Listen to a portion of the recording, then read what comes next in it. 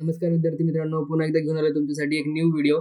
आणि या व्हिडिओमध्ये आपण बघणार आहोत की BSc नर्सिंगचा रजिस्ट्रेशन फॉर्म कसा भरायचा. चला तर सुरू करूया.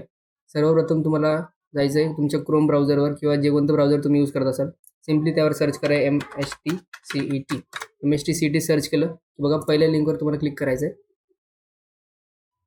त्यानंतर इथे खाली बघा एक ऑप्शन दिसत असेल न्यू म्हणून की CET examination portal for academic year 2025-26. ठीक आहे, त्यावर क्लिक करायचं आहे. त्यावर क्लिक केलं की बघा, जर तुम्ही PCM आणि PCB म्हणजेच MST CETचा फॉर्म जर भरलेला असेल 12thसाठीचा, तर तुम्ही ज्या लॉगिन ID पासवर्डवरून लॉगिन दिलं होतं किंवा जे लॉगिन ID पासवर्ड तुम्ही रजिस्ट्रेशनच्या वेळी दिलं होतं PCM किंवा PCBसाठी, तेच इथं टाकायचं आहे. किंवा जर तुम्ही नसेल केलं, फक्त तुम्हाला BSc नर्सिंगच करायची असेल, तर तुम्हाला न्यू युजरवर जायचं आहे. ठीक आहे, इथं तुम्हाला टाकायचं आहे तुमच्या डिटेल्स. ठीक आहे, आता डिटेल्स बघा ॲज पर SSC किंवा HSC मार्कशीटप्रमाणे हवेत. म्हणजे तुमचं जे SSC मार्कशीट असेल किंवा तुम्ही रिपीटर असाल तर HSC मार्कशीटनुसार तुमचं नाव हवं आहे. ठीक आहे, त्यावर जे फर्स्ट नेम असेल ते फर्स्ट नेम इथे टाकून घ्यायचं तुम्हाला.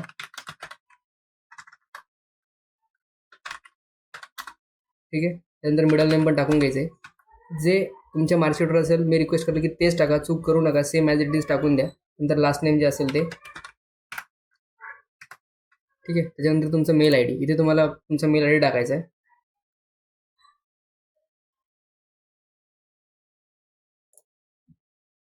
इथे सिम्पली तुमचा मेल ID टाकला की तुम्हाला पासवर्ड इनपुट करायचा आहे.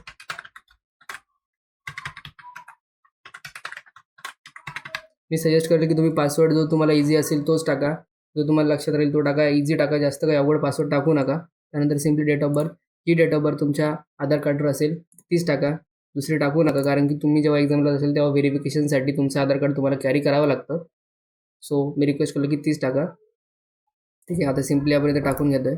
ठीक आहे, आणि त्यानंतर काय करायचं, तुम्हाला रजिस्टरवर क्लिक करायचं आहे. ठीक आहे, रजिस्टरवर क्लिक केलं की बघा तुम्हाला एक ईमेल व्हेरिफिकेशनचा एक मेल आला असेल तुम्ही दिलेल्या मेल IDवर. बघा आपल्याला या मेल IDवर आपण ही दिली होती, तर आपल्याला या मेल IDवर एक व्हेरिफिकेशन मेल आला असेल, तर सिम्पली त्या मेलवर जायचं आहे.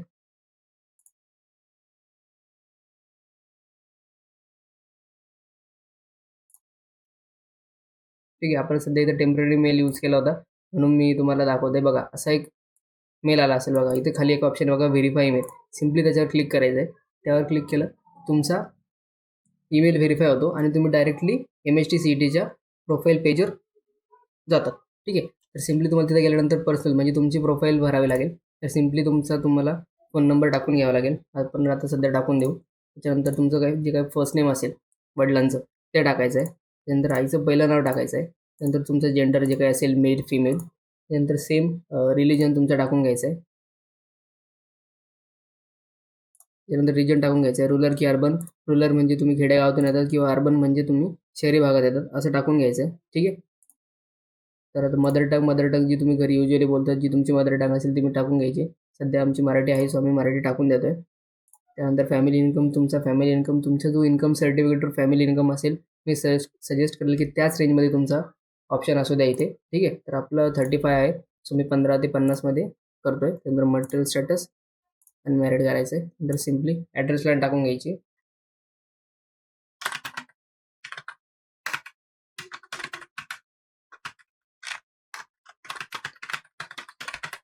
मी हा जस्ट एक तुम्हाला अंडरस्टँडिंगसाठी फॉर्म भरतो आहे म्हणून मी ॲड्रेस व्हॅलिड टाकत नाही आहे, पण तुम्ही तुमचा ॲड्रेस व्हॅलिड टाका जो तुमच्या आधार कार्डवर असेल. मी सजेस्ट करेल की तोच टाका. खाली यायचं आहे, स्टेट सिलेक्ट करायचं आहे. ठीक आहे, त्यानंतर डिस्ट्रिक्ट, त्यानंतर तालुका, त्यानंतर विलेज.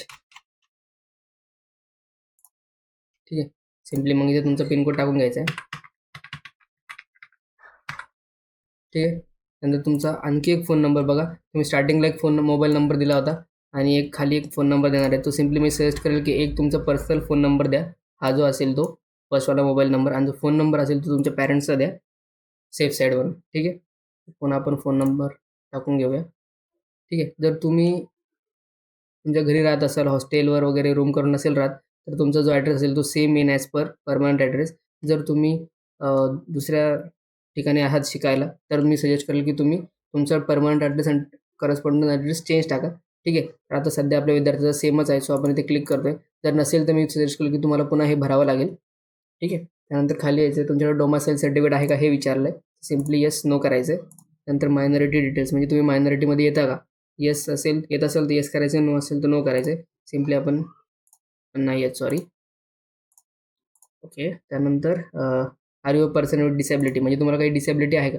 जर असेल तर जर सर्टिफिकेट वगैरे तुमच्याकडे असेल तर येस करायचं आहे, आणि नसेल तर नो करायचं. ठीक आहे.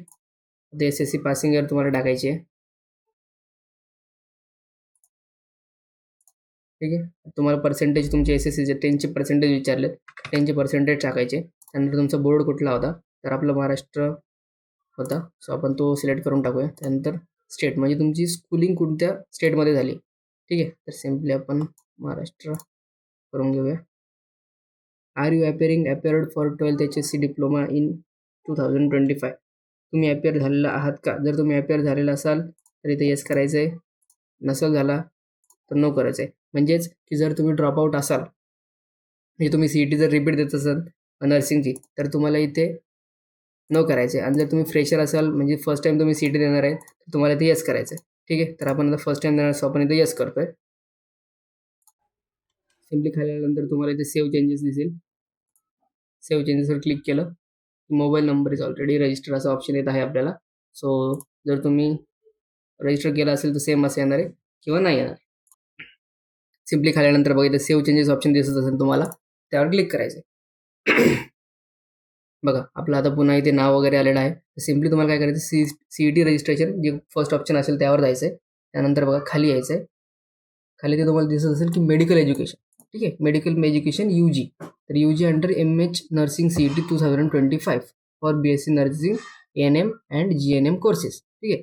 तर यावर तुम्हाला क्लिक करायचं. यावर क्लिक केलं की एक न्यू टॅब ओपन होईल, आणि ते न्यू टॅब ओपन झाल्यानंतर बघा असा इंटरफेस येईल. सिम्पली खाली यायचं आहे, आय अग्रीवर क्लिक करायचं आहे, आय ॲक्सेप्ट अँड प्रोसिडवर क्लिक करायचं. ठीक आहे. तर पूर्ण डिटेल्स बघा पुन्हा तुमच्या समोर येईल. सिम्पली तुम्हाला काय करायचं आहे, सिक्युरिटी पिन टाकून घ्यायचं. यात तुम्हाला काही चेंजेस जास्त करता येणार नाहीच आहे, जे की तुम्ही प्रोफाईलमध्ये डिटेल्स भरशाल सेम इथं तुम्हाला दिसेल बघणार आहे. सो सेव्ह अँड प्रोसीड करायचं आहे. त्यानंतर बघा तुम्ही जो मोबाईल नंबर टाकला असेल त्यावर एक OTP आला असेल, तो OTP ते टाकून घ्यायचा आहे. तर बघा आता मला आलेला आहे OTP, मी टाकून घेतोय. ठीक आहे. आणि व्हेरीफाय OTPवर क्लिक करायचं आहे. ते झालं की बघा तुमचा एक ॲप्लिकेशन नंबर इथे जनरेट होतो. Registered successfully for MH nursing CET academic year 2025-26. ठीक आहे. ॲप्लिकेशन नंबर इथे तुमचा जनरेट झाला आहे. हा तुम्हाला नोट करून ठेवायचा आहे किंवा लक्षात ठेवायचा आहे. आता सध्या आपण इथे कॉपी करून घेऊया हा. ठीक आहे. आणि proceed to complete your application यावर क्लिक करायचं आहे. ठीक आहे. यावर क्लिक केलं की बघा पूर्ण डिटेल्स तुमच्या समोर असतील. सिम्पली तुम्हाला काय करायचं, आता हे टोटल 9 स्टेप्स आहेत, त्या 9 स्टेपपर्यंत तुम्हाला फिल करत जायचं. ठीक आहे. त्याचं फर्स्ट स्टेप जी तुमची प्रोफाईल असेल ती तुमची ऑटोमॅटिक डिटेक्ट होऊन जाईल. सो तुम्हाला फर्स्ट स्टेप कंप्लीटेड दिसेल, जे की तुम्ही प्रोफाईलमध्ये इनपुट केलेला डाटा असेल तो असेल सेम. नंतर नेक्स्ट स्टेपवर आपण क्लिक करू, कम्प्युटरवर क्लिक केलं की बघा पहिला ऑप्शन ऑलरेडी फिल्ड आलेला आहे, जे की आपल्याला प्रोफाईलमध्ये विचारला होता. सो दुसरा प्रश्न असा आहे, कॅटेगरी ऑफ कॅन्डिडेट, तुमची इथे कॅटेगरी सिलेक्ट करून घ्यायची. चला आपण आता ओपनमध्ये आहेत, सर आपण ओपन सिलेक्ट करूया. जर तुम्ही SC ST VJNT BNTC NTD OBC मध्ये येत असेल त्यानुसार तुम्हाला सिलेक्ट करायचं. ठीक आहे. सध्या आपण ओपन करून घेतोय. त्यानंतर do you belong to EW, जर तुम्ही ओपनमध्ये असाल तुम्हाला EWS बिलॉंग करता का हे विचारतं. जर तुम्ही करत असाल, तुमच्याकडे सर्टिफिकेट असेल तर हो करायचं आहे, नसेल तर नो करायचं. ठीक आहे. तर आपल्याला नाही आहे, सो आपण नो करतो. तर इंटरव्ह्यूवर कास्ट नेम, तर तुमच्या कास्ट नेम तुम्हाला टाकून घ्यायची, जी काही तुमची कास्ट नेम असेल तुमच्या कास्ट सर्टिफिकेटवर ते टाकून घ्यायची. ठीक आहे. आता मायनॉरिटी डिटेल्स विचारलं होतं, सो आहे. आर यू आउट, तुम्ही आणत आहात का? ठीक आहे. तर येस नो त्यानुसार करायचं आहे. ठीक आहे. आपण नो करतो. ठीक आहे. आता थर्ड स्टेपवर आलो आहे आपण. बघा थर्ड स्टेप पण ऑलरेडी फील्ड असते प्रोफाईलनुसार, so simply save and proceed करायचे. त्यानंतर एक्झाम सेंटर्स. ठीक आहे. आता विद्यार्थी मित्रांनो एक्झाम सेंटर्स एकदम व्यवस्थित टाकायचे आहेत, जेणेकरून तुम्हाला तिथे जाणं पॉसिबल असेल, तुम्हाला तो एरिया ओळखीचा असेल, लाईक थोडंफार हँडसम तुम्ही त्या एरियाशी असाल, असेच तुम्हाला इथे प्रेफरन्स द्यायचे आहेत. तुम्ही राहता एकीकडे आणि टाकलं डायरेक्ट एकदम न्यू, असं करू नका. भरपूर विद्यार्थी हे चूक करतात की एकदम बाहेर जायला भेटेल म्हणून लांबचं सेंटर टाकतात, पण तिथे गेल्यानंतर फार हाल होतात त्यांचे. म्हणून मी सांगेल की जे तुमचे पाहुणे असतील त्यांच्यावर तिथेच त्या ठिकाणी आसपासच्या ठिकाणी सेंटर टाका. ठीक आहे. तर आपल्याला सगळ्यात जवळ छत्रपती संभाजीनगर आहे, आपण पहिले ते टाकतोय. नेक्स्ट आपण अहिल्यानगर म्हणजे जे अहमदनगर होतं आधी, आता त्याचं नाव चेंज होऊन अहिल्यानगर झालं. सो आपण अहिल्यानगर टाकतोय. त्यानंतर आपल्याला जवळ नाशिक आहे, तर नाशिक टाकतोय आणि लास्ट आपण पुणे टाकतोय. ठीक आहे. नाशिक आणि पुणे युज्युअली जवळच आहेत, दोन्ही सेमच डिस्टन्स आहे. ठीक आहे. हे 4 प्रेफरन्स तुम्हाला टाकून घ्यायचे. मी सजेस्ट केलं की पहिला प्रेफरन्स तो द्या जिथं तुम्ही राहताय. ठीक आहे. सेव्ह प्रोसीड करायचं. त्याच्यानंतर सिम्पल फोटो आणि सिग्नेचर तुम्हाला अपलोड करायचे. ठीक आहे. सिम्पली काय करायचं, तुम्हाला इथं फोटोग्राफ सिलेक्ट करायचं आहे, जे काही तुम्ही अपलोड करणार ते बघा. ठीक आहे. आता त्याच्यात खूप एकदम डिटेलमध्ये दिलं की फोटो कसा पाहिजे, त्याची साईज, विड्थ किती पाहिजे, सगळं इथं क्लिअर दिलेलं आहे. सो तुम्ही ते क्लिअरली वाचून घ्या आणि तसंच फाईल अपलोड करा. बघा, your photograph should be minimum 100 KB to maximum 5 MB in size. तर बघा, तर आता तुमची साईज जी असेल ती ही पाहिजे आणि त्या फोटोची साईज 2x2 इंचेस पाहिजे, म्हणजेच 50 mm बाय 50 mm पाहिजे. ठीक आहे. तर मी तुम्हाला रिसाईज इमेज कशी करायची त्याची लिंक मी खाली दिलेली असेल, डिस्क्रिप्शनमध्ये लिंक दिलेली आहे. सिम्पली त्या लिंकवर जायचं आहे, तुम्हाला फोटो अपलोड करायचा आहे आणि जे काही तुम्हाला एवढी साईज पाहिजे त्या फोटोची किंवा ते ऑटोमॅटिकली करेल. जर तुम्हाला कस्टमाइज पाहिजे असेल तर कस्टमाइज येते. ठीक आहे. ते लिंक मी खाली प्रोव्हाइड करून देईल. सिम्पली तुम्हाला खाली स्क्रोल करायचं आहे, आय ॲग्रीवर क्लिक करायचं. ठीक आहे. Yes, I agree. Yes, agree. Simply ओपनवर क्लिक करायचं आहे. ओपनवर क्लिक केल्यानंतर जी काही तुमची फाईल आहे ती तुम्हाला सिलेक्ट करायची आहे. ठीक आहे. फाईल सिलेक्ट करायची, ती फाईल सिलेक्ट केली तर ती फाईल इथे ओपन होईल. आता सध्या आपण करत नाही आहेत कारण की हा डेमो व्हिडिओ आहे तुमच्या एक्सप्लेनेशनसाठी जस्ट. जर तुम्हाला हवं असेल तर तुम्ही कमेंट करा की तुम्हाला प्रॉपर एका विद्यार्थ्याचा फॉर्म भरून पाहिजे, तर मी तसा एक फॉर्म भरून तो व्हिडिओ करून टाकेल. ठीक आहे. सिम्पली तुम्हाला ओपन करायचे. फोटो इथे तुम्हाला विजिबल होईल. जर तुम्हाला क्रॉप करा वाटलं तर क्रॉप करा आणि जर तुम्हाला दुसरा अपलोड करायचा असेल, क्रॉप केल्यानंतर एक ठीक आहे. सिम्पली काय करायचं, तुम्हाला जे झालं तर तुम्हाला वाटलं क्रॉप करायचं, थोडंसं जास्त स्पेस झालं, क्रॉप करून घ्यायचं आणि लास्ट ऑप्शनवर क्लिक करायचं अपलोडच्या. ठीक आहे. फोटो अपलोड होऊन जाईल. त्यानंतर सेकंड ऑप्शन सिलेक्ट करायचे, सिग्नेचर. सेम सिग्नेचरच्या वेळेस करायचे, ओपन करायचे. ओपन केल्यानंतर फाईल सिलेक्ट करायची. फाईल सिलेक्ट जर वाटलं क्रॉपिंग करायची तर क्रॉपिंग करून घ्यायची आणि अपलोड करून द्यायचं. ठीक आहे. सिम्पली हे झालं.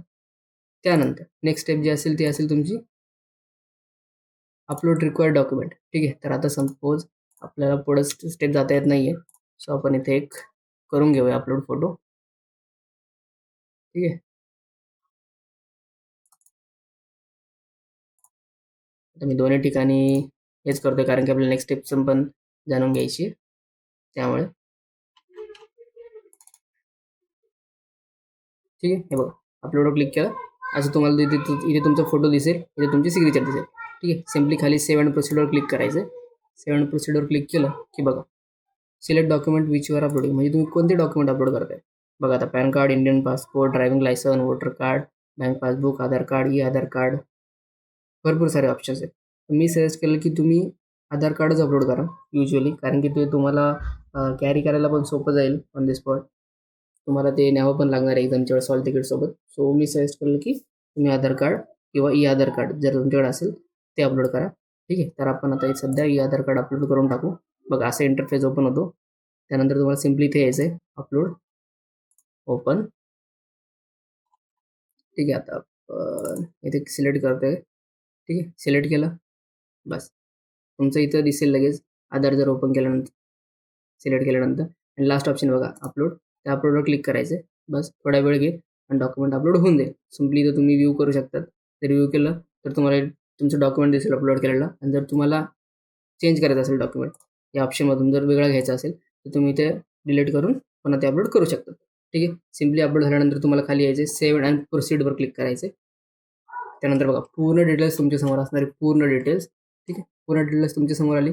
सिम्पल ती एकदा चेक करून घ्यायची. मी सांगतो एकदा चेक करून घ्यायची आणि चेक केल्यानंतर खाली बघा ऑप्शन आहे प्रोसीड फॉर पेमेंट. ठीक आहे. सिम्पली त्यावर क्लिक करायचे. Are you sure you want to proceed for payment, yes करायचं. येस केल्यानंतर बघा, आता आपण ओपन कॅटेगरी सिलेक्ट केली होती, म्हणजे ओपन कॅटेगरीला 1000 रुपीज फीस आहे. ठीक आहे. तर पुन्हा काही डिटेल्स आले आहेत तेवढे चेक करून घ्यायचे. ठीक आहे. 1000 रुपीज फीस आहे. प्रोसीड टू पेमेंट करायचं आहे, ओके करायचं आहे. खाली यायचं आहे, इथे सिलेक्ट करायचं आहे, प्रोसीड टू पेमेंट करायचं आहे. पुन्हा रोजर पे, आय ॲग्री आणि प्रोसीड, ओके करायचं आहे. ठीक आहे. सिम्पली मी सांगेल की फोनपे वगैरे जर तुमच्याकडे कार्ड असेल तर go with card, always better. आणि जर कधी कधी यू पी आयचा सर्व्हर इश्यू वगैरे असू शकतो. बघा, इथे टोटल बिल येतं आहे 1001.18. GST वगैरे ॲड करून. आणि जर तुम्हाला डायरेक्ट बाय QR कोड करायचं असेल तर बघा इथे QR पण येतोय, हे डायरेक्ट स्कॅन करून तुम्ही पेमेंट करू शकता. ठीक आहे. भरपूर ऑप्शन्स आहेत, UPI card, CMI, net banking, wallet, pay later भरपूर आहेत. ठीक आहे. तर तुम्हाला जो काही ऑप्शन योग्य वाटेल त्यावर सिम्पली क्लिक करून आणि पे करून द्यायचं. ठीक आहे. तर आपण आता हा डेमो व्हिडिओ आहे म्हणून आपण नाही पेमेंट करत आहे. ठीक आहे. सिम्पली ते झाल्यानंतर तुम्हाला पूर्ण तुमची प्रोफाईल अशी दिसेल. ठीक आहे. त्याच्यामध्ये तुमचं पेमेंट डिटेल्स पण मेन्शन असतील. सिम्पली ते प्रोफाईल दिसेल. बस तेवढं खाली आल्यानंतर तुम्हाला इथे प्रिंटचं ऑप्शन दिसेल. ते झाल्यानंतर सिम्पली ते प्रिंट करून घ्यायचे आणि ती एक PDF फाईल तुमच्याकडे सेव्ह असू द्यायची. ठीक आहे. विद्यार्थी मित्रांनो, बस आजचा व्हिडिओ एवढाच होता. होप सो तुम्हाला सगळं काही स्टेप्स कळाल्या असेल. जरी नसेल कळाल्या तुम्हाला कमेंट करा, मी नक्की रिप्लाय देईल. प्रत्येकाला रिप्लाय देईल. आणि काही डाऊट असेल तर नक्की मला कमेंट करा. आणि काही दुसरे त्या व्यतिरिक्त जर तुम्हाला दुसरे कुठले व्हिडिओ पाहिजे असतील तरीही मला कमेंट करा. मी नक्की तो व्हिडिओ तुमच्यापर्यंत पोहोचवण्याचा प्रयत्न करेल लवकरात लवकर. ठीक आहे. तर धन्यवाद मित्रांनो. जय हिंद, जय महाराष्ट्र.